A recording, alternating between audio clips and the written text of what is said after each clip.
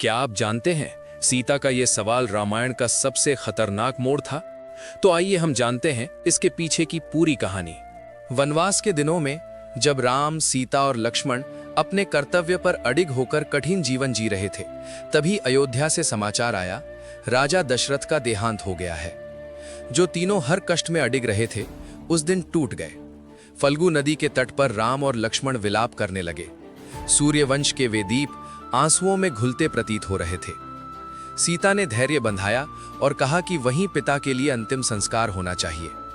राम और लक्ष्मण सामग्री लाने चले गए, पर समय बीतता गया और वे लौटे नहीं। सूर्य ढलने से पहले संस्कार पूरा होना आवश्यक था। तब सीता ने निश्चय किया, जो कुछ उपलब्ध है उसी से वो स्वयं ये कर्तव्य निभाएंगी। उन्होंने फल्गु में स्नान किया, गाय का दूध लिया, केतकी का फूल और बरगद का पत्ता तोड़ा, हवन किया और दीप जलाकर विधि पूरी की।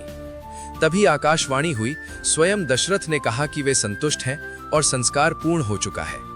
उन्होंने 5 साक्षी बताए, फल्गु नदी, अग्नि, गाय, केतकी और बरगद। जब राम और लक्ष्मण लौटे, उन्हें विश्वास नहीं हुआ कि इतने कम साधनों में संस्कार हो गया। राम ने एक एक करके साक्षियों से पूछा। चारों, नदी, गाय, अग्नि और केतकी ने झूठ बोल दिया और कहा कि संस्कार नहीं हुआ। केवल बरगद ने सत्य कहा कि सीता ने विधि पूरी कर दी है। राम असमंजस में पड़ गए। उन्हें सीता पर विश्वास था, पर दूसरों को कैसे समझाएं? वे फिर से संस्कार करने बैठे, तभी दशरथ की वाणी गूंजी और उन्होंने राम से पूछा, तुम दूसरों पर विश्वास करोगे या अपनी पत्नी पर? तब राम को अपनी भूल का बोध हुआ। दोनों भाइयों ने सीता से क्षमा मांगी। सीता ने उन्हें क्षमा कर दिया, पर झूठ बोलने वाले चारों साक्षियों को शाप दिया।